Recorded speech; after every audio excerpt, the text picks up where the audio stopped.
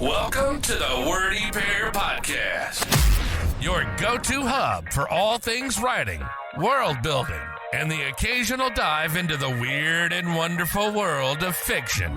We're breaking down the barriers between you and your next great story. Whether you're a seasoned scribe or just scribbling your first sentences, we've got something for you. We'll be discussing everything from crafting compelling characters to dissecting the good, the bad, and the downright bizarre in the world of fiction.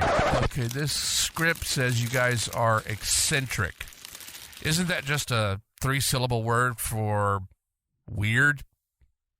No offense.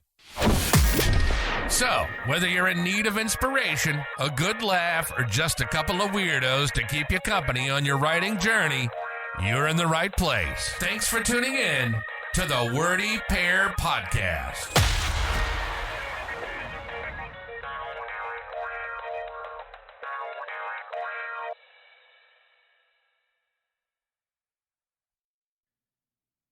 All right, hello and welcome everybody. This is the Wordy Pair Are we the Wordy Pair? All right, hello and welcome everybody. This is the Wordy Pair Podcast, and as always, I'm Rudy. And I am wondering what language you were speaking there. I got my vowels mixed up. Look, it's a thing that happens. Yeah, I got my vowels mixed up. I don't know if that's a thing. I mean, clearly you did. Clearly it is. I don't think that was the base problem of what happened there. Well, in that case, hello everyone, I'm Jorsten Fersen.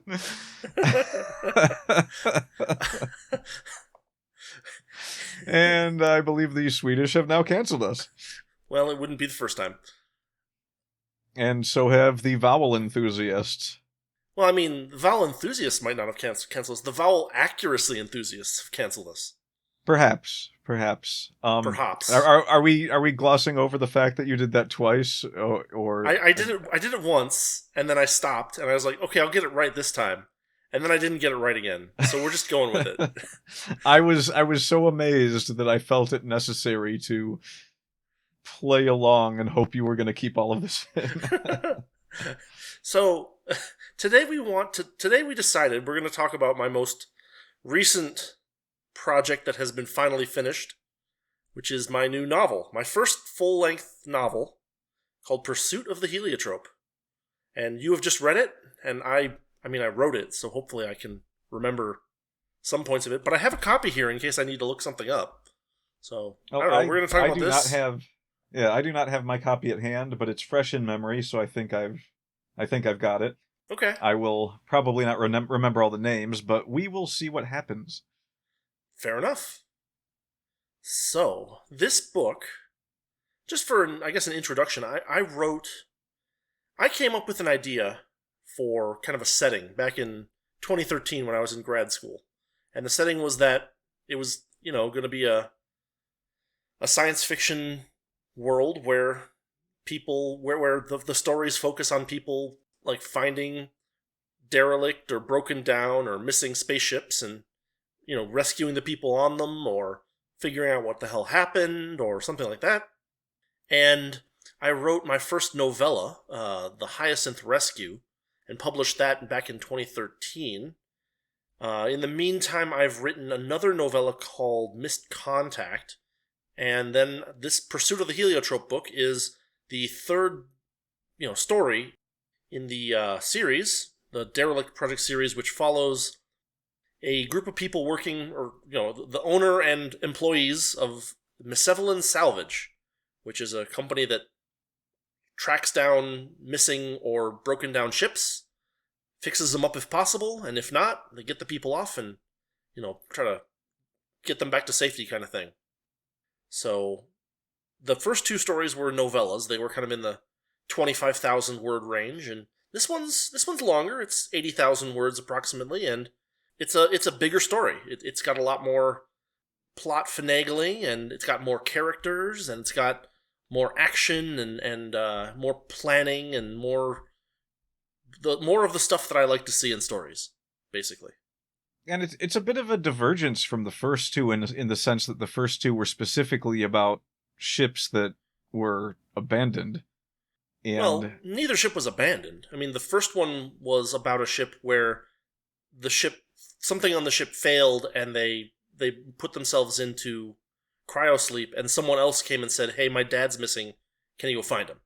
And then oh, Missed Contact was about a group of scientists that stopped checking in all of a sudden, and their ship was it was abandoned on the surface of the world, but it hadn't been abandoned for long.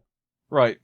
I think more what I mean to say is that the Heliotrope being the ship that they investigate in this one, Yeah, that one was kind of known from the start, sort of what happened. Like they were making guesses, but they came to a pretty accurate conclusion yeah, relatively quickly, and you got to hear a lot about the characters from that ship in the duration of the story, which yeah, is a little bit different.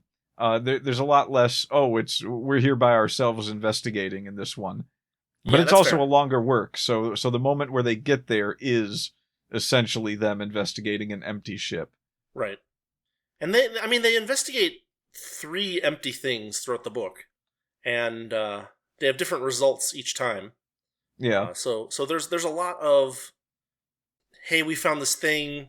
What does it mean that we found this here? What why would this possibly be here? What can we expect to be happening in the next few hours if this thing is left alone? Kind of thing. A lot of people looking at a problem from relatively far away and saying, "Here's the problem. How do we solve it?" And then coming up with a potential solution and trying to implement it. So it's a very, I mean, I sometimes call it like a blue collar Star Trek kind of thing, where they're exploring, they find a thing, and they have to figure out how to solve it, but their methods are a lot more like simplistic is probably not quite the right word, but it's a lot more like, well, what do we do? Do we have a person go check it out? Do we send a drone in? Do we circle it for a bit? Do we try hailing them, or a combination of these things? What are the possible problems that we could be getting ourselves into if we do any of these particular things? So there's a lot It's of yeah, it's very, the way that they solve the problems is very professional and gives you a sense that these are people who are good at their jobs yeah, and have done these things before. hmm So they sit around and come up with scenarios and ideas for what might have happened, and then they act on what the most likely situation is. yeah, And that seems to work out pretty well for them. And there's a lot of references from there's a mix of first person and third person yeah. in the story. Well, I guess, were there any third person parts, or was it all just other Well, so characters first the person? structure of the story, what ended up happening was that all of the novellas were written in first person exclusively. They're all from the perspective of Eric Missevelin, who is the owner Yeah. of Missevelin Salvage. For this one, I got finished writing the first draft, and I had written almost all of it in first person perspective. But there was one chapter that I couldn't write in first person perspective, and that was the one that became chapter 3 of this book, which is basically it's a flashback that shows what happened to the crew of the Heliotrope. And my original idea was that was going to be chapter 1. It was going to be the intro chapter, basically, the dreaded prologue. But it was going to be a good prologue because it involved, action and people, in a kind of a life or death situation, as opposed to the kind of prologues that authors that readers often complain about, where it's like trying to be Tolkien describing the Shire, but Yeah. failing. So my original plan was to have the prologue be this third person perspective chapter, and then to start from there with the first person perspective and just go the rest of the book that way.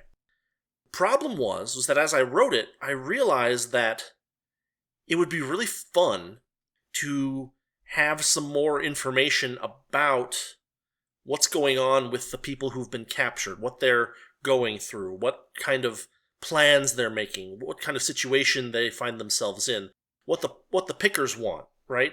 I wanted to have some kind of a motivation for why they grabbed this crew, as opposed to just like, give us your money and we'll leave kind of thing. And I found that the best way to do that was to have some chapters from the perspective of the of the crew members of the Heliotrope who've been captured. But at the same time, I felt like I didn't want to try to do first person Eric, and then first person other guy, and then first person other guy, and then first person other guy. I wanted a way to separate these two different kind of elements of the story so that the reader wouldn't get confused about who's saying what. Like I tried writing a little bit of the stuff in the first person, and it was just like, this sounds, it's like, this sounds like a totally different voice, but at the same time, it's, I this, I that, I the other. And then I have to, and if I'm going to do this with somebody else, I have to hop over to them and have them I this, I that. And so what I did was I kind of did kind of a third person over the shoulder, where the third person is there, but it's definitely focused on the perspective of the crew member who is the topic of this chapter. And I ended up putting in 4 additional chapters from the third person. One for the captain, one for a geologist, one for one of the engineers, and one for a doctor on the Heliotrope. And each of them got their own little chapter where what I enjoyed doing was giving them a little bit of... Because, again, the first draft was rough, and one of the reasons it was so rough is because all these Heliotrope people were basically just a MacGuffin, right? And so I said, if I don't want these people to be a MacGuffin, then they have to have their own opinions, their own... And one of those things, I work from outlines. I'm not a pantser like you. And so I had written character descriptions for all these characters, and I felt wasteful. like I spent all this time coming up with, what this character likes and what he dislikes, and what kind of a sense of humor he has, and how much expertise he has in this particular field, kind of thing. And I couldn't use any of it because they were all just basically in prison cells. And so I said to myself, well, let's give them each, or at least some of them, let's give some of them something to do, something to say, something to have a voice. And so that's why I ended up writing those additional 4 chapters. At first it was just, I think I just wrote one for the captain, Bharat Minhas. And then I was like, ooh, this is doing something. This is making the story more interesting. And then I thought to myself, well, wait a minute.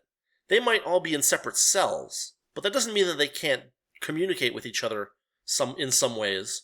Kind of thing. And so I said, all right, let's have several of these guys kind of trying to hatch an escape plan as people are looking for them.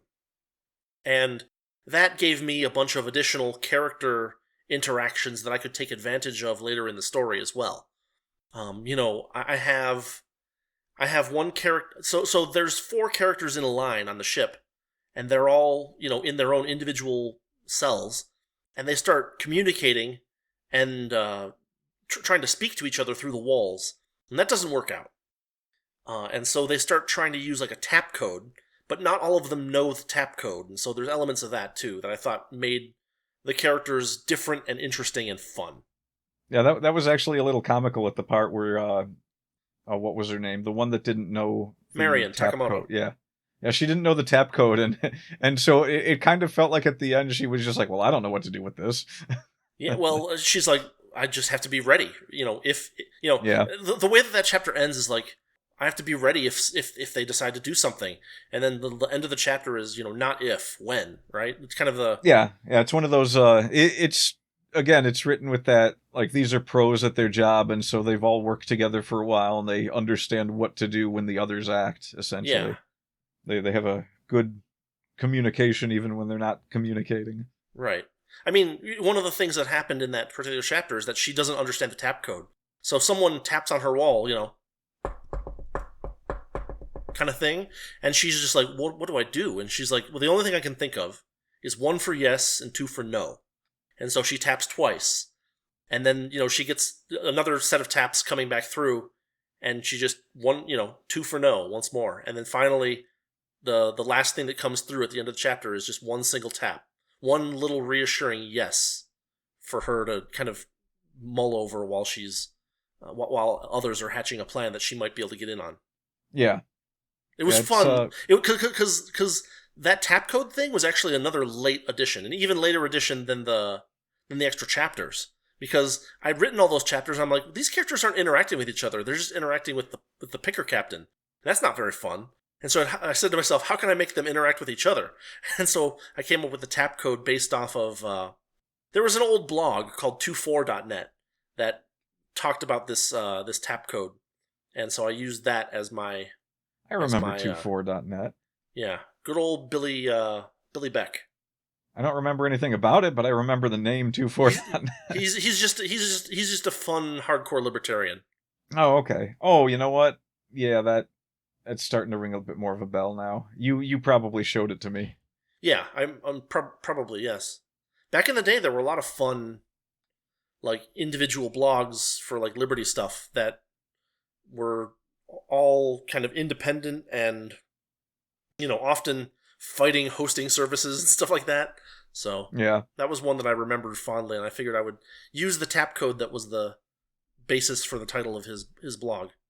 Because 2 and then 4 is I. And it's the statement of individualism kind of thing. I see. There's the thing about this setting is that there's a lot of really hidden libertarian stuff in it. But it's not like a heavy part of the actual story. Like there's no like, oh, if only such and such had voted such and such or anything like that. And there's no like spouting about like the systems of self-government or whatever that they have. It really is just kind of like a blue-collar Star Trek story of people on a job, professionals on a job trying to find, trying to solve this big problem and save these people before something horrible happens to them. And it's a science fiction story with hard science that reads a lot like a mystery, and the professionalism of the characters also mean that they come with reputation. And their reputations come up several times in the stories. Mm-hmm. Including the main cast is at some point later in the book joined by another set of characters because they realize they're going to need some mercenaries to perform a rescue. And so the person at the head of the mercenaries is also a very professional person who is doing very well in the industry and has this very lavish sort of greeting center for people that are coming to him for jobs. And I remarked the other day that your character made a lot of comments about how great the chairs were. They do that twice. There's chairs in Wyatt's office, and there's chairs on the in the office that they had over on. They stop at a system called Dorev's Vista, and they have a meeting there with some people, and the chairs there are good too. One of the things that's hard to do in a hard science setting is gravity. It's very easy to get into the habit of just writing, oh, this character walked over here, and this character, sat down in a chair, and this character walked over here. And you had that scene. You had that scene where they were getting something to eat, but they decided to take a walk to the outer part of whatever station they were on, so that they had some gravity that they would be able to work in. Yeah, there's a lot of that because so the one major non-hard sci-fi element of this setting is faster than light travel, because I just couldn't think of a good way to, because I wanted to be able to have people visit multiple planets in a single lifetime kind of thing. Yeah, and so they have FTL travel, which is called shelf space. Yeah, but what they don't have, and what a lot of like even relatively hard sci-fi stories have, is some kind of artificial gravity. But like these are people on like this tiny little ship. It's not like large enough that it has, enough space to have a giant, rotating ring to put people on. Like those kind of things only really fit on like space stations, and not even all space stations have them. Just like some of the nicer ones do. And so, like, whenever I write in this setting, I have to think carefully about like what people are doing and make sure that it's something that they can do in Zero-G. As opposed to just like, oh yeah, he walked over here and he slammed his hand on the desk and then he, whatever. It's like, oh no, then he floats away. well, there is some stuff of people floating away or using it to their advantage. or it being used to their disadvantage too. Like there's a little bit of both. And so like that's actually one of the things that if you're just writing in this setting, I find myself like, you know, I'll punch out the first draft of a chapter, and then I'll be like, wait, that doesn't. No, they're in 0G. You can't do that, or that, or that, or that. Now I got that image stuck in my head of like someone trying to make an angry point and slamming their hand down on the table, Yeah, and they just start to float away, but they keep making their point loudly. Yeah. So like, you know, there are. I could have leaned on the more comedic element of it if I wanted to, but I only did a little bit of funny stuff with 0G, and mostly it was related to like food, like people saying like, we have special ways to pack food for 0G, and it's like, yeah, it is hard. It is possible to eat green curry in 0G, but it is a lot harder, kind of thing. Which, there's a little bit of fun with it, but I tried not to make it farcical in that sense. Like, again, these are professionals. They're not gonna, they're experienced enough that they're not going to do something goofy like that unless they're really trying to, kind of thing. Right. Well, there's also another aspect of it that is pretty interesting, and you make it clear at several points to anyone who is in the know, i.e. me. There's a lot of influence from the Nero Wolfe mystery novels by Rex Stout. Yes. In these stories. I mean, there are two authors that I feel like I've read so much that I can't help but put some of their techniques into my stories. The two of them are Rex Stout from his Nero Wolfe series that I read those books over and over and over again, to the point where, like, even if there's I've collected most of the hardcovers, but I even also make sure that I have paperback copies on hand so that I can reread them without worrying about damaging these old books. And then the other one is Raymond Feist. And one of Raymond Feist's techniques... Is Raymond Feist a new addition to your heavy reads? Because I don't really remember you mentioning him before. I've been reading him for years. Okay, I was just wondering, because I think I was just reading something by him, and you brought him up, and I was like, oh, that guy. And then you told me about the Apprentice book and so forth, and so yeah. So my first exposure to Raymond Feist was actually the Betrayal at Krondor PC game back in the 90s, and like I really enjoyed the writing in these games, and I really enjoyed the world that they were in, and I was like, this is really cool. And then one day I was at like a Borders or a Barnes & Noble, and I saw a book called Krondor, The Betrayal. And I was like, wait, is this like a novel version of the game book or something like that? I have that book on my shelf, and I still have not read it. I have had it for over a decade, I think. I mean, so what basically ended up happening is that Raymond Feist started writing these fantasy novels back in, I think, the 1970s, late 70s. And, like, Sierra basically came up to him and said, can we license your world for a game? And he's like, I mean, you can't afford me for the writing. And they're like, no, we're not going to have you write it. We're just going to use the world, and, then you'll also option the rights to make a book out of it later. And he's like, oh, cool, yeah, we can do that.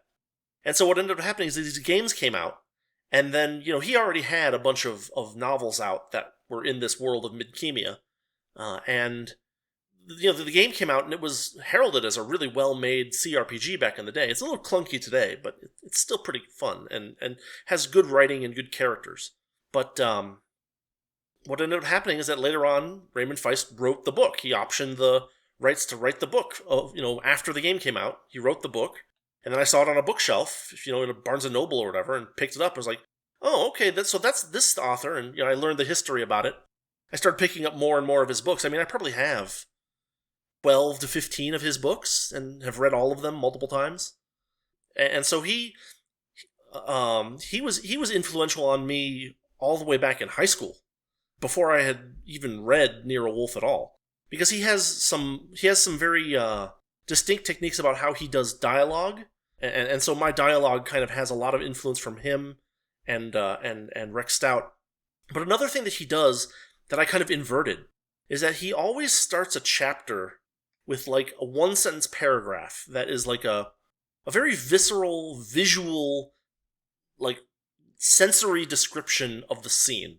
And it always does a really good job of like setting the stage for that chapter. And what I did instead for this book is I ended every chapter with not a descriptive thing of the scene, but a descriptive thing of a character's state of mind. And I found that was a really good way to kind of like show a character's resolve in one or maybe two short sentences right at the end of each chapter, so that the reader could be like, ooh, yeah, that's what this character is thinking about doing next, kind of thing. Kind of helps to segue in, especially when I'm doing this thing where I'm jumping back and forth between perspectives. Yeah, I was reading it and I kind of felt like the end of each chapter was that's this week's episode, stay tuned for the next episode kind of thing. There is a little bit of that, but a bit of a like sign off of an episode, an ending to not leave you everything. wanting more. The thing, so we talked about this before with like the three-body problem, where like the end of every episode is a cliffhanger. Not quite like that. The end of every chapter here is not a cliffhanger, but it is like, okay, we have to do this thing and it's going to take us 3 hours. Let's get to work, kind of thing. Yep. So like I tried to avoid the Netflix adaptation kind of feel, but at the same time I tried to make sure that every chapter had kind of like a satisfying, here's a thing that has to happen next kind of conclusion. Just to... And some of them are intended to be a little bit funny, too. Like, let me see if I can find... the end of chapter 1. Here's the last paragraph and last sentence. As our turn to leave the station came up, the big doors to our dock opened up slowly and we taxied out. After we cleared the vicinity of the station, Bill turned us toward the lifeboat and got us going at full thrust, the force pushing me firmly and comfortably, compared to 0G, back into my seat. This part, at least, was always a lot more fun than paperwork.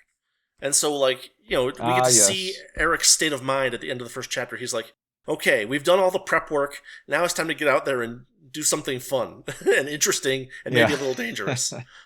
And they do encounter some danger. I was actually, the way you set it up, I was kind of surprised that the main crew, which is more of a salvage team, they were the ones that kind of went in and did the rescue part of that was something down. that I had to think about, because I wanted to make sure that Eric was part of the action, and so I made sure that we have a manpower problem, but we need to move, and so it's like basically I had.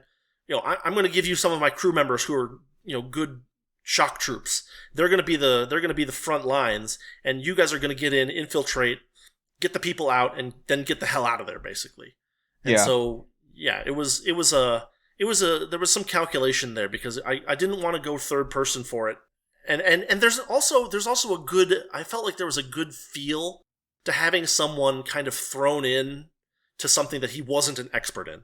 And so, like, Eric is kind of, like, frantic this whole chapter. He's, like, running back and forth and trying to help people out and trying to make sure that nobody, ambushes them from the side or from, like, a door or something like that.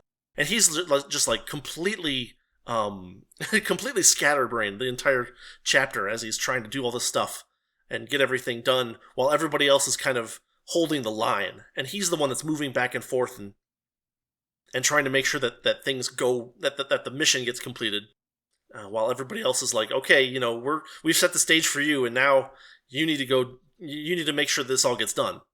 Yeah, that particular scene, there was a lot going on, and it was a lot more than Eric was usually working on at the moment. But it also involved it kind of involved a climactic encounter, as well as something happening to some of the crew members as well. Yeah. I mean, it's one of those things where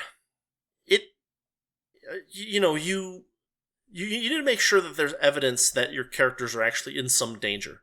And some people, they just like make a bunch of random characters and then kill a bunch of them. And it's like, okay, that does it.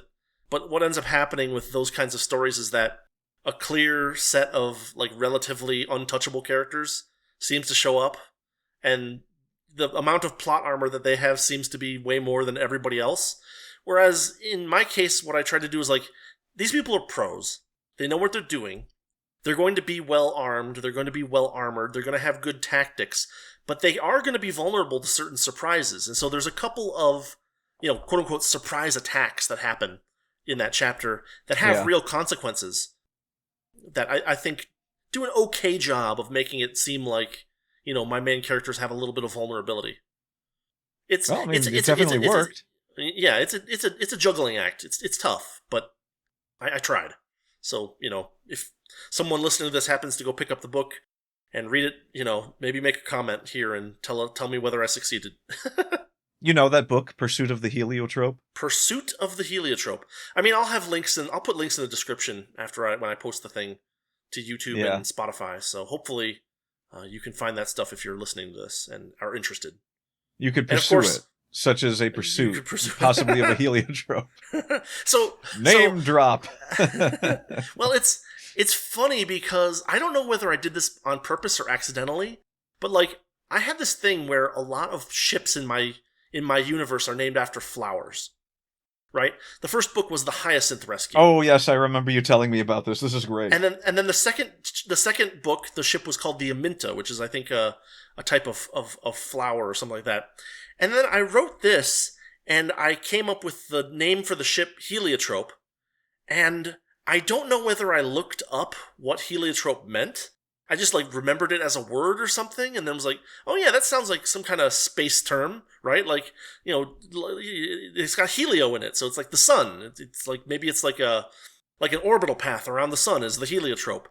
And then when I was finishing up the editing, I was like, wait, where did I come up with the name heliotrope? And I'm like, trying to remember. I'm like, I don't know. I'm like, well, what is it?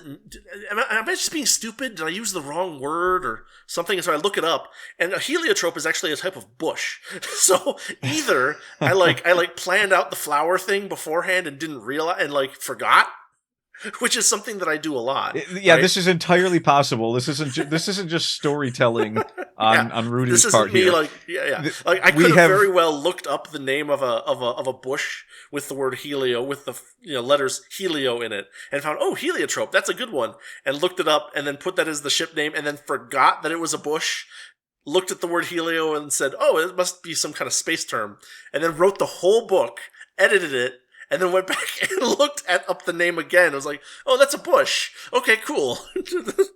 It is a long-standing inside joke. I think we've mentioned it before, but you have told me jokes at times. Yes. And then I had come back and referenced that joke to you, and you say something like, oh, that's pretty funny. And then I have to remind you that it was you that came up with it. And you're like, no, I didn't. No, yes. No, and then I explain the circumstance in which you said it. And you're like, oh, I didn't remember that. I mean, if you're listening to this, you might think that's an exaggeration, but I believe the phrase "no, I didn't" has been said to me more than once, said by me to you more than once in response to this kind of situation. Like verbatim, the phrase "no, I didn't." Several times. I think the first really notable one was that time that we were talking about Facebook, and yes. You said that Facebook is just a circle jerk where everyone faces the outside. And about 3 years later, I came back and referenced that, and you started laughing and said, oh my God, that's great. And I was just like, you remember that, right? And in my head, I'm like, how does anyone forget? Get a punchline that good? Yeah. It's like that was a good one. And it's like, you don't even remember that was you that said that? Apparently not. And you're like, that was you. And I was like, no, you said that. And I'm like, no, I didn't.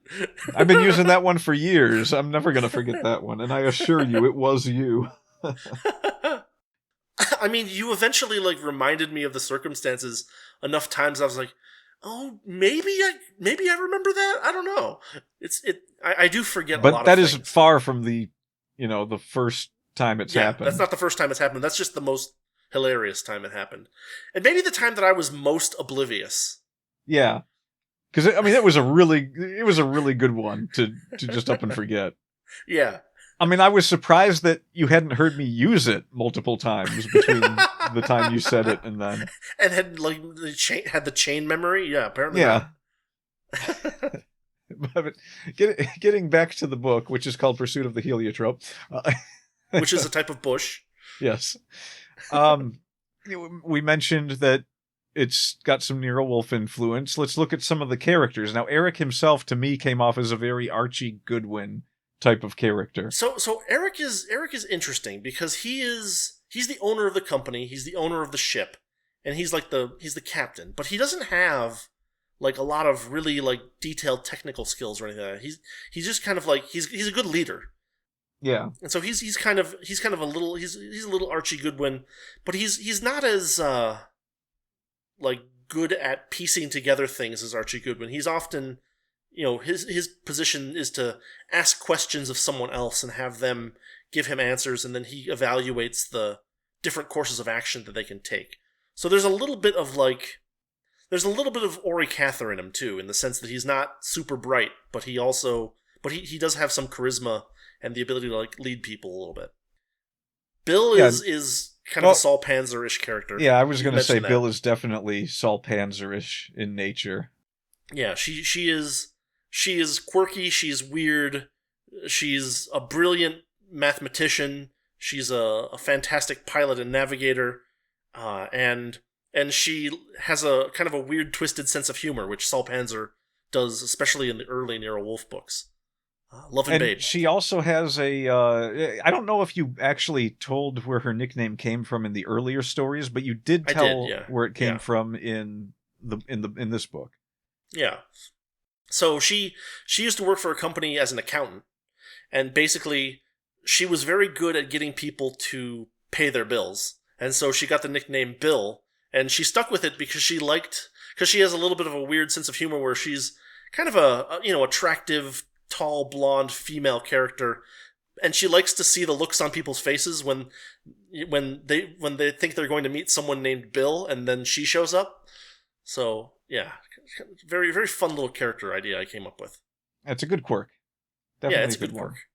She is Lou. My favorite character, but I was thinking that Lou definitely needs to be mentioned. Now, I think I told you the other day that I saw him as kind of a Fred Durkin-ish character from Nero Wolfe. Lou's got some Durkin in him. He's got some...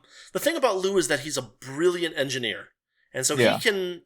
I mean, not to the point of like having like special powers or something like that, but he's just very good at like, here is a mechanical problem. If I have the right materials, I can fix this. If I don't have the right materials, I can probably rig something together, and I'll know what materials I need to fix it, and you can go get them for me, kind of thing. He's good enough as an engineer that even though he doesn't really have a lot of leadership skills, people who are good at engineering still follow him because he's that good at doing engineering tasks. He gets paired off with two of Wyatt's crew members during this story, and basically the three of them are getting together to do the engineering work on the Heliotrope, to kind of figure out what the hell happened, kind of thing. And he's good enough that he makes really good impressions on both of Wyatt's people, and they manage to pull off some really like good work with kind of on a shoestring budget. Yeah, he's a little bit of Fred Durkin. He's got his own quirks too. He's got his own quirks too. He's a space engineer who's afraid of space. And so there's a lot of references to him, like making sure that his helmet is nearby, or that his pressure suit is on when everybody else is kind of relaxing. Him being worried about like jumping across between two ships, kind of thing.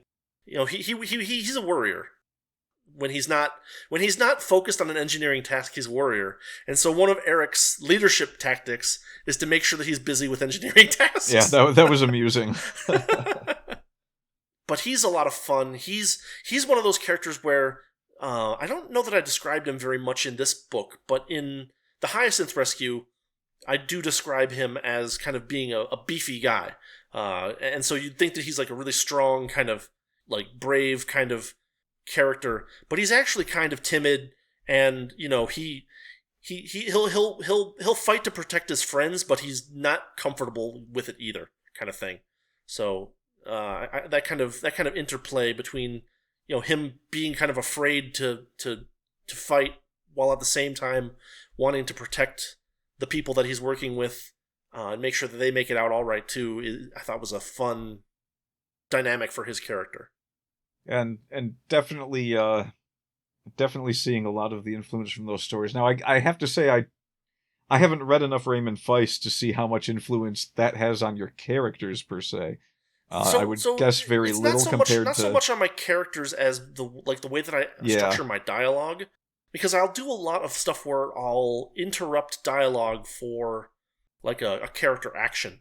And that serves two purposes. This is kind of a technique that I think I picked up partly from Stout and partly from Feist, is that a lot of stories that have conversations going on are, long paragraph of text, and then so-and-so said, and then another long paragraph of text, and maybe they put the he said, the so-and-so said somewhere in the middle between commas.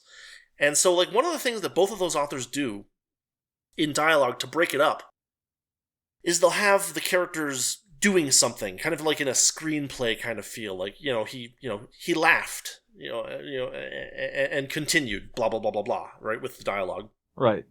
And that serves two purposes. One is that it helps to break up the dialogue so that you're not just reading paragraphs of text dialogue, but also you're now getting, like, things that the characters are doing, kind of, some of them have quirky behaviors, they'll, like, blink or, raise their eyebrows when the person that they're talking to doesn't have a visual feed on them, kind of thing. And then the other thing it does is it avoids me having to say, so-and-so said, so-and-so said, so-and-so argued, so-and-so blah. Because if you start a paragraph with, Lou cleared his throat, and then you have dialogue right after that, the reader figures out, oh yeah, Lou's talking now, right? And so if you do that, you can kind of fit action and dialogue together and piece them together in a way that makes things, I think, a little bit more vivid for the reader. Yeah, and the whole thing where you interrupt in the middle of something they're saying to show a character action, sometimes it can be as simple as, like, they're gesticulating in some way. Right. That's something that I've always loved about a lot of books, and I don't remember exactly where I first came across it. It would have been a long time ago, like elementary school reading stuff. But, when you're presented with stuff to read in elementary school, you don't get a lot of that. You get he said, she said. Yeah. Or like verb substitutions for said, like cried or yelled or shouted or whatever. And you can, certainly you can do that sometimes when it's important, but I kind of like inserting that, somebody shrugged into the middle of their paragraph, and he's like, well, I mean, I blah, blah, blah, blah, blah, and then he shrugged. I guess we can try it this way. I think I've got a few here and there in a couple of my stories where I actually interrupt 3 or 4 times in the middle of one thing that someone's saying, just to put emphasis on things with an action. Yeah. And I enjoy that more to read, and so I used it more in this book. Yeah, the assumption is if you're enjoying it, then someone else probably will too. Hopefully. I mean, that's what happened with this book, is like, the first draft was about 50,000 words, and the last third of it was mostly me just kind of like, okay, today is Thursday, and I have this chapter, I have an outline for this chapter, and I'm going to write this chapter today. And my heart wasn't really in it after that time, because I'd been writing, 2,000 or 3,000 words a day for a couple of weeks at that point. A couple of weeks straight. And I was like, I am very tired of this, and I am not, like, I'm definitely not writing at 100% capacity at that point. And so, like, my first draft, by the end of it, I was like, man, I got tired, 2/3 of the way through this, and definitely I didn't do a great job in a lot of this stuff.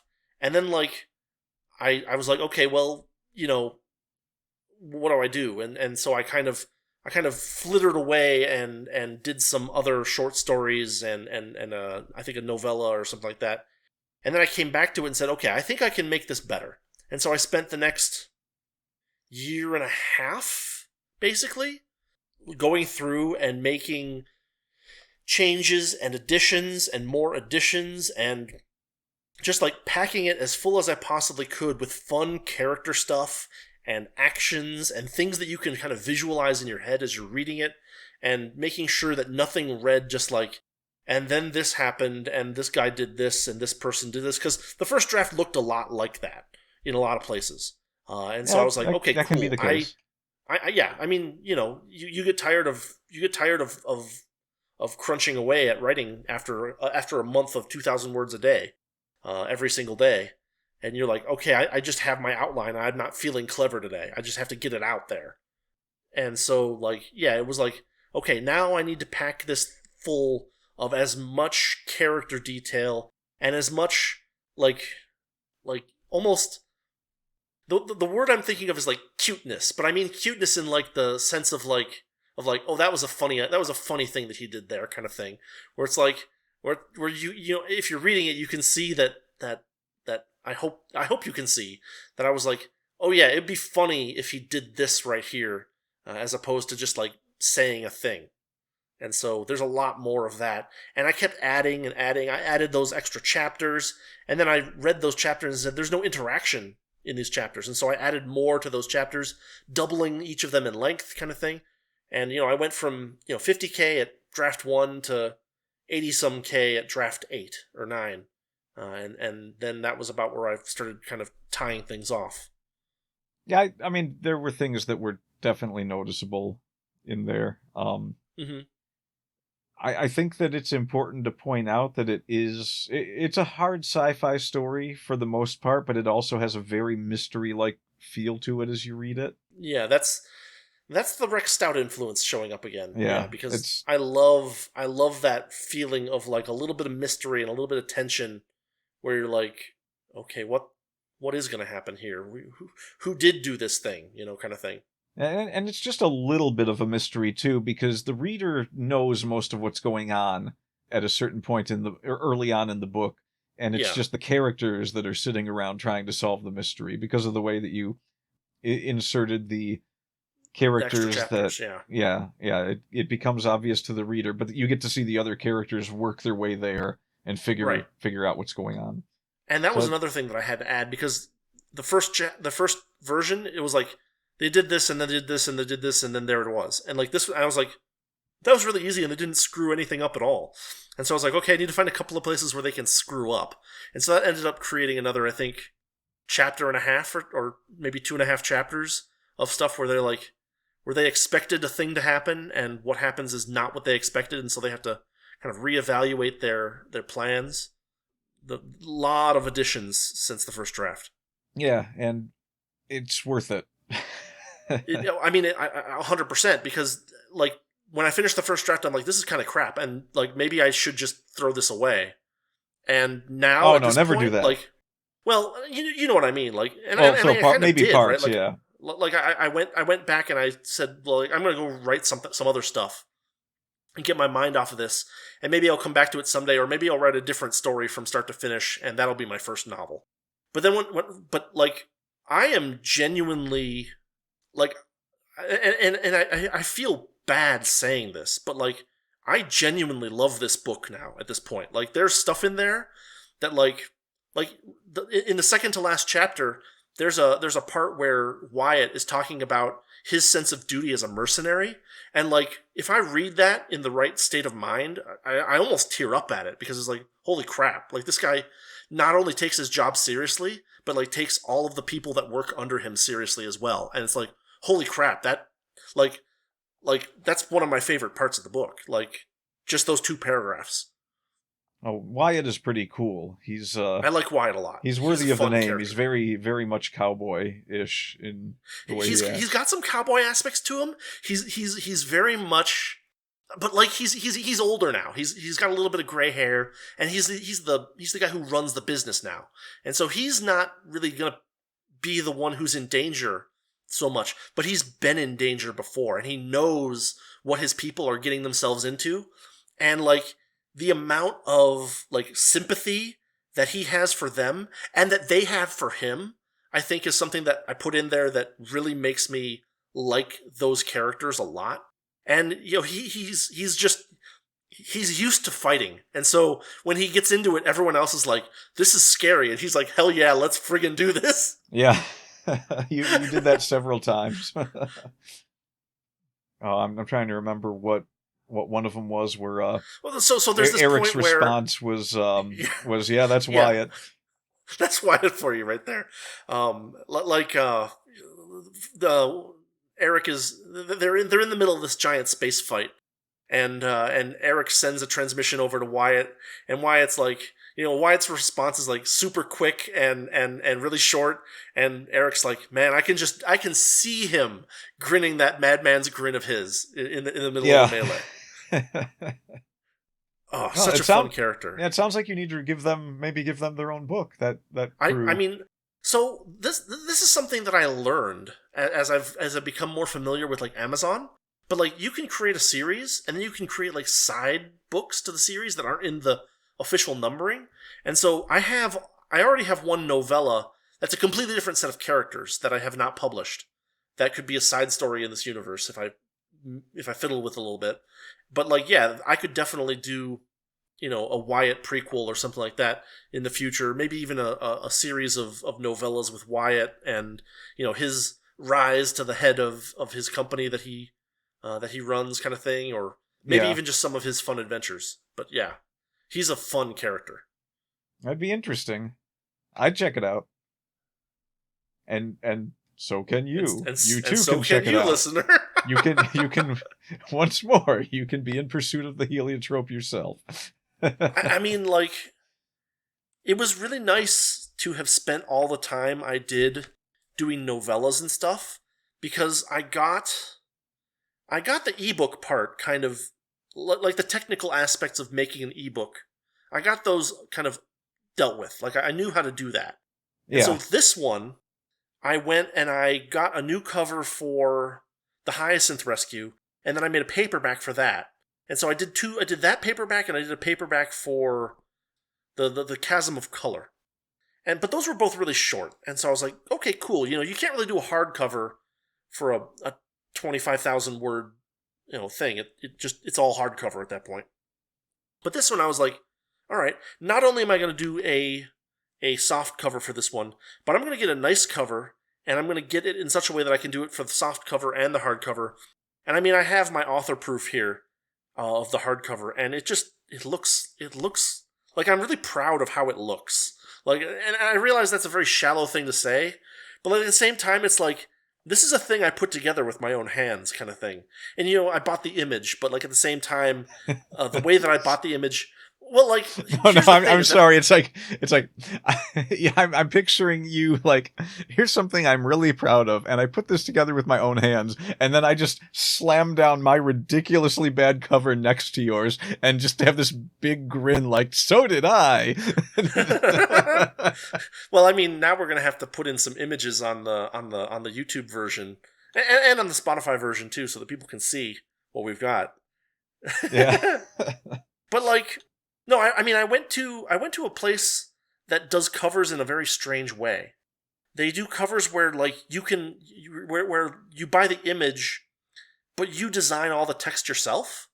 And so like, I made all the text, and I decided how big it was and how, high or low on the cover it was.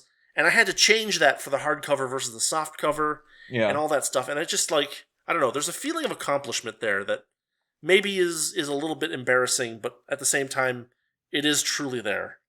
It feels good to put together a project. It does. It feels really good to like have the, because like, I would have thought you knew that being a physicist, but you don't feel the same kind of like individual pride in a vacuum chamber as you do in a book. Well, wait, hold on. Take a step back. What are you doing inside the vacuum chamber? That is not how the experiment works. Get out of the vacuum chamber. I'm not in the vacuum chamber. It's just on a table, bolted to a table.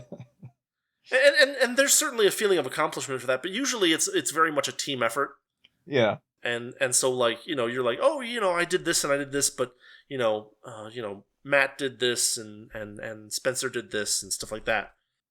Whereas with this, it's like I fiddled with the typesetting, I fiddled with the text, I chose the image, I did the PDF, I did the chapter title cards for the PDF as well. Like, because Amazon's thing is pretty garbage for their ebooks. Like, you can just like, oh yeah, you put a number. And then you put like your chapter title, and you can make it like bold and a little bit bigger, and you can underline it, but like it just looks like garbage. Oh, whereas there's one cover in particular on Amazon. Just to interrupt you for a second. Yeah, there is one public domain cover that you can use that I've seen about 5 people use at this point. Yeah, but I actually went into like Inkscape, and I made individual chapter title cards for each chapter, where there's a number and it's bold and it's in big font. And then there's the chapter title, and those are all formatted individually. And then there's a single, like if you do a long chapter title in the Amazon ebook, you have like an underlined line 1 and an underlined line 2. It can look kind of crappy. But for this, like, I made like a line under the whole thing that was the right length, and it kind of has a fade on both ends. Like, I put a lot of effort into this damn thing, and it was a lot of fun, and I learned a lot. And I'm really happy with what I ended up with, as egotistical as that might sound. Nothing wrong with a bit of ego. I guess not. I feel bad about it, but like at the same time, I feel like I really accomplished something. And it's a weird feeling, honestly. Like, especially talking about it on a podcast where it's just us. I don't know. Well, it's our podcast. I know, but like at the same time, we don't usually... Do you have any idea how many times I have brought up my books on this podcast? And I've just been waiting for the moment. No, I mean, you do name drops occasionally, but most often it's me like saying, "Oh man, this reminds me of something cool that happened in The Good Guy," and like. Whereas with this, it was kind of like, well, let's talk about your new book, and now I'm the foot's on the other shoe, and I feel weird doing it. You get used to it. Well, we'll drag you into it, kicking and screaming. It's fun to talk about one's own stories. I ended up really liking this one as I got toward where it was done. Like the first draft. I mean. The first draft was super rough. And not like rough in like the sense of like typos, but it was just rough in the sense of like, as a story, it kind of sucked. And like the whole process of like turning this thing into a decent story was like this like grueling, like, oh God, I screwed up. I wrote 50,000 words, of which 30,000 are kind of good and the other 20 are boring. Now what? So the thing to remember there is that's going to happen virtually every time you write something, and you just have to remember that once it's all written down, it is not the most impossible thing in the world to go back and say, okay, now I fix things. What do I need to fix? Yeah. I actually have one of the big fight scenes in the book I'm working on right now is horrendous. Which is called what? Which is called Pursuit of the Heel. Oh wait, no, I had to change it after you stole that name. No, it's Ibralina and the Pixie Lands. It's the second book in the Ray Peril. Well, it's not a series, and it's not a second book. It's a side story. It's a side story featuring a bit character from that particular book. From the Good Guy TM. Yeah, but there's like she's part of the Peril family. So you got Ray Peril and you've got Ibralina Peril. She's his cousin, and this particular fight features several lesser characters facing off against the first really big bad guy, and they don't have any help from the main cast because they are elsewhere. You're just getting to see a bit of how things are opening up, and it's such a long fight, and it's broken up several times with going to different parts of the story, that it started to get like, I've got to go back and change so much because it probably sounds repetitive in a lot of areas. I probably didn't move things along fast. And like, I could tell some of the problems I was having as I was writing it. And I'm just like, nope, push through, get done with it, come back, fix it later. And that has always worked for me quite well. So I don't think you need to worry so much about, of course, the first couple times you do it, it's going to be like, oh, this is crap. Why did I even bother? But then you realize, that was genuinely the feeling that I had, right? Like, it was like, oh, this is crap. I shouldn't even release this. I should probably just write something else and make that my first novel instead. And, like, I was really dejected for probably, like, 6 months about it. Where, like, I was just like, I'm going to write other things. I'm not even going to look at this for 6 months.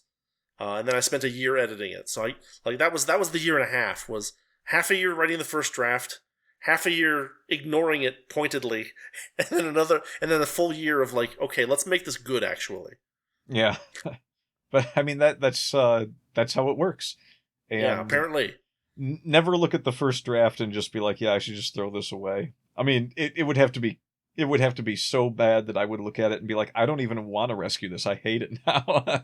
I mean, there was an element of that because, like, the thing about it was that, like, the first few chapters were pretty decent, but then, like, it kind of got, like boring and predictable, and then all the parts where there was supposed to be, like, action and stuff were written in the most, like, banal, boring way as well, and I was like, and, like, I reread it, and I was like, okay, this is not so bad, and then I got to the second third of it, and I was like, okay, this needs work, but it's not terrible, and then I got to the third of it, and I was like, what was I thinking? Like, I guess I can't write action scenes or something, and it was like, this is garbage. And because the garbage part was at the end, by the time I finished rereading, I was like, this is pretty bad.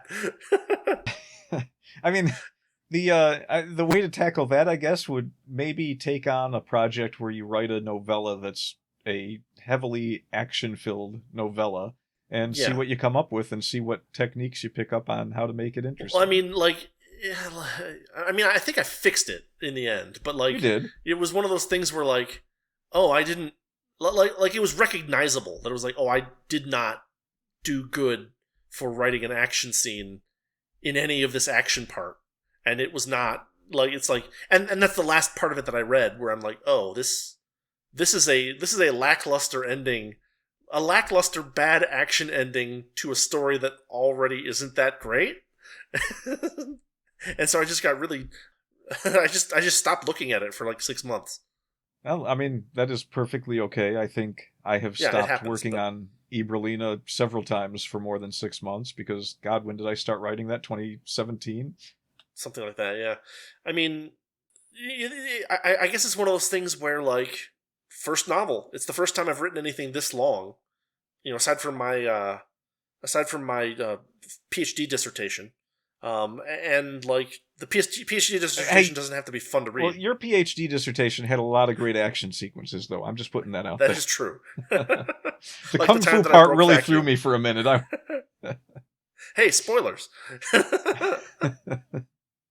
No, but, like, I mean, it's first novel experience, right? That's kind of why I did my own thing and didn't, like, try to, like, come up with, like, the perfect commercial method the perfect commercial book to sell 1 million copies of. It was just like, this is the story I want to write. It's going to be my first novel, and we'll see how it goes.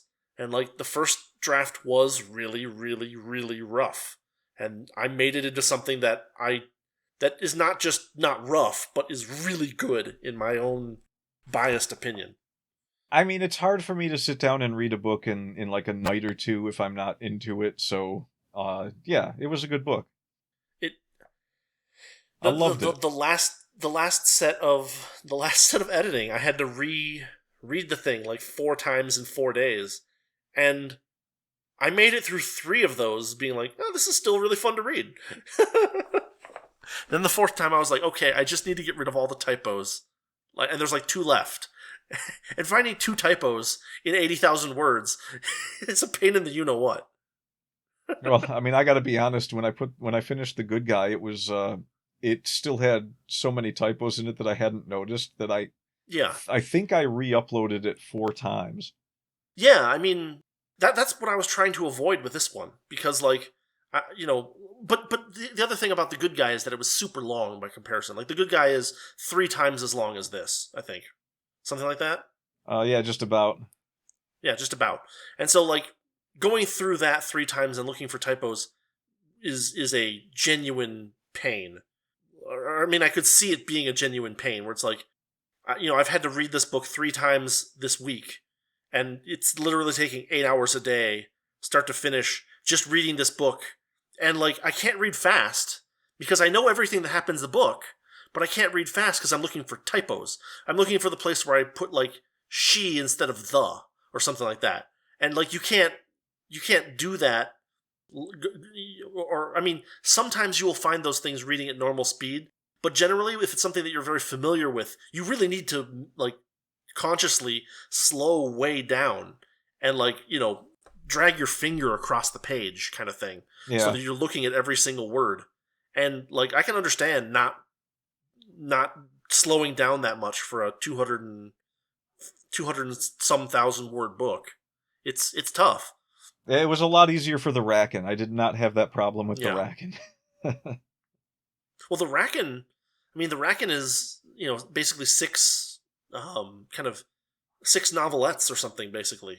So, you could do one a day and get the editing done in a week. You could, or alternately, you could not you could not worry about the Racken, because that isn't even the book we're talking about. What you could do is you could get right now In Pursuit of the Heliotrope. Just Pursuit of the Heliotrope. Yeah, no. You get into the pursuit of the Heliotrope. And I was doing a video today. I was recording a video today for my other channel where I was like, wait, is it the Pursuit of the Heliotrope or is it just Pursuit of the Heliotrope? And I'm like, I'm pretty sure it's just Pursuit of the Heliotrope. Like, you see something enough times and you're like, I'm pretty sure that's it, but God, am I wrong? Yeah, I've done that a handful of times. I took so long to write Iberlina and the Pixielands that I ended up getting a couple of characters' names mixed up, and I had to go back and be like, wait, who was this supposed to be? Yep. It's like, I didn't touch this for like almost a year. And then now what? Yeah. Who are you? Who's this character? Oh no. It's not even who is this character, it's this is the wrong character name for this character. How many times did I do that? Oh God. Oh God. Yeah, it was an adventure. Yeah, I can imagine. Jeez. It is interesting, though, that it does seem like a lot of people have a bit of trouble with the action scenes, and we talked about it before. I think I do have to attribute how easily it comes to me to do action scenes to all the kung fu movies I watched. Yeah. If you think about one of those scenes and you kind of, mentally screenplay it out, you'll learn a lot, honestly. A lot of action is paring things down, but also maintaining detail where detail needs to be. And it's just a really tough juggling act, honestly. Yeah, because some people will get too intricate with it, and you don't need to know every fold of the wrist that someone makes to pull someone into an arm lock, for instance. Well, you might, but you'd have to do it quickly in a few words, and it's very hard to do that in few words. I'm imagining, like, you could write a paragraph about every kick, describing the kick, but then it feels like those kicks are coming a paragraph apart, and that's not good either. So yeah, it's a very hard juggling act to do, and you do a lot of things with like compressed time, and and like selective detail, and like choosing exactly the right word helps a lot, in the sense that, like, if it's way better to say something flashed than that it's swung quickly, Yeah. All right, well, do we have any last words concerning pursuits of heliotropes? Do we have any last words? I just say buy it 17 times. You know what? I'm not going to say necessarily buy it, but what I am going to say is this. If you go to any of the links that are in the description, it'll either take you to Amazon or it'll take you to what's called a books to read URL, which basically lets you pick your own non-Amazon shop. And so, like, you can go there, go check out a sample, because you might get, I think you'll probably get like a chunk of you'll get most of the first chapter and maybe part of the second or something like that. I don't know. But like, go take a look at it and see if it feels like it's going somewhere that you want to go.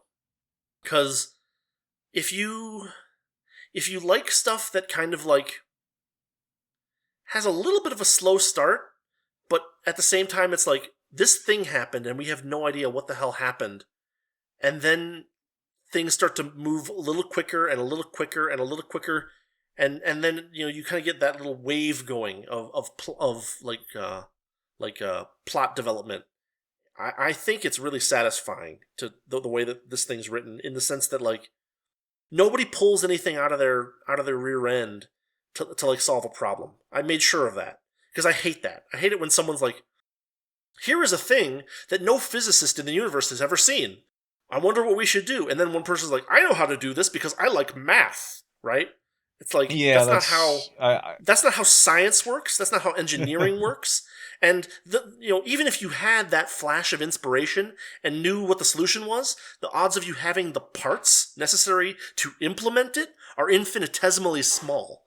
And so I made sure that every problem that my characters dealt with was dealt with in what I felt like was a realistic way, and a way that you as a reader can be like, I understand what these people are going through, and I kind of like, I've done things that have been difficult in my life, and these things that they're doing are not easy, and I get that that's what's happening in this story, that these people are doing amazing things, but they're putting in the hard work too. And so, like, I just feel like this is something that you won't see in a lot of modern, especially super pop, like pop sci-fi. Everything is Deus Ex Machinas all over the place, and there aren't any serious Deus Ex Machinas in this book. There's one minor one that is there because I felt like it added a lot of opportunities for characters to interact with each other and deepen the background world building. And so that's why I left it in. That's an important thing that I think is worthy of mention, because despite the fact that I write things that are way more fantastical than your sci-fi novels. Yeah. That's true. A lot of people will just pull something out of nowhere. And I wrote an entire book that was nothing but a guy who was essentially a Deus Ex Machina pulling things out of nowhere. Right. But I made it all make sense in every other aspect that surrounds that. Right. And that all started, I must have been back in high school. I came up with several characters, and I was like, I want to write something that's really, really, fantasy or science fiction based. And even though I'm not going to put things in there that necessarily make sense in the real world, they should make sense in the context of the story. And so if I have a scientific principle in the story, even if it's something that has no bearing on real science whatsoever, I have some reason that it will work in the story. Like you did with the shelves, I did with the stretch fields. Yes. The way that they had gravity on some of the spaceships, the fact that space travel was really safe. I tried to give everything an explanation, and anything that I didn't give an explanation, I would come back to and explain later if it became important. And I never really liked exactly what you said, where it's like, oh, well, this person just has the answers. If you do that kind of thing, you have to first off, that needs to be a character that you have seen them thinking about the problem, at the very least, so that you could see that they are coming to a solution as the problem comes up. But just the character that just has the superpower of having the right thing at the right time, I'm not so keen on that. I mean, even Ray Peril doesn't just have the right thing at the right time. He just knows what he needs to do. Well, the thing about Ray Peril is that you don't know what his prep has been, but you find out that he's done prep work beforehand. Yeah, right? He makes Batman look like a Joker. Oh, wait, that works. I wanted to ask you one quick question. Did you catch the last line of the story? I did, and I know there's a joke in there that I should be understanding. I did not get it, so I'm going to have to ask you to explain it to me after, or unless you want to do it here. I'll do it here real quick because it's funny, or at least I intended to be kind of funny. So in I think the first chapter, they're setting their ship up and they're getting ready to leave to go check on the this lifeboat that's shown up. Right. And one of the things that Eric does is he goes into engineering and he's getting the drone set up, and he looks at the inner doors of their little drone airlock that they have in engineering. And he's like, these are filthy. I had finished the whole book, and I was like at the last stages of editing, and I was like, wait a minute. Of all the things that I've set up and paid off in this book, there is one thing that I did not set up and pay off. And so I was like, and that's the fact that Eric was like, oh, mental note, I need to clean these things when we finish this. And they go through the whole rest of the adventure, and then at the very end, there's like the final line that I kind of Ray Feist it, Eric's perspective of like his duty as a salvager kind of thing. It closes down the book, and then there's a whole like blank page of white, and then the next page it's not even tabbed. It's not even like paragraph tabbed. And she's like, and yes, I did remember to clean the inside doors of the Kingfisher's little cargo airlock too. Well, I was reading it on an e-reader and it left all the space out, so I just saw it right after the final paragraph. It was the final paragraph. Yeah. It's a little different because it's not indented. And you know, there is supposed to be a page break there, which there is in the paper versions. But it was like I had finished the book and I'd almost been done editing it. And I was like, and I had read it several times in the last like week, and I'm like, wait a minute, you know, I try to make sure that things that get set up have payoffs, and then I have this one little almost nothing setup in chapter 1, and I didn't pay it off. And I was like, you know what, that'd be a great thing to do to close the story out. Is like the person who's reading is like, oh. And maybe he was like, yeah, he said make a mental note. I got to make sure to do this, and he didn't mention it. And it's like, no, you know what? I'm going to mention it. And so that became the last line of the book. Well, I congratulate you. Well done. It was fun. And I've said it already, but like I turned it into something that I really enjoy. All right. Well, I guess that's our episode. Yeah. So, like, what do you think? 2 out of 5? 2 out of 5 what? Pies? For the rating for the book. Oh yeah, it's that sounds like a solid sell right there. just rename it In Pursuit of the 5-star rating. In Pursuit of the 5-star rating. God damn it. All right, everyone. Thanks for listening. Rudy won't be here next time. He apparently died. I apparently died of choking on my own spittle. But yes, this has been the Wordy Pair, talking about Pursuit of the Heliotrope. As always, I'm Rudy. And I'm in pursuit of the defibrillator. And thank you, and we'll see you next week. Next week. Ciao.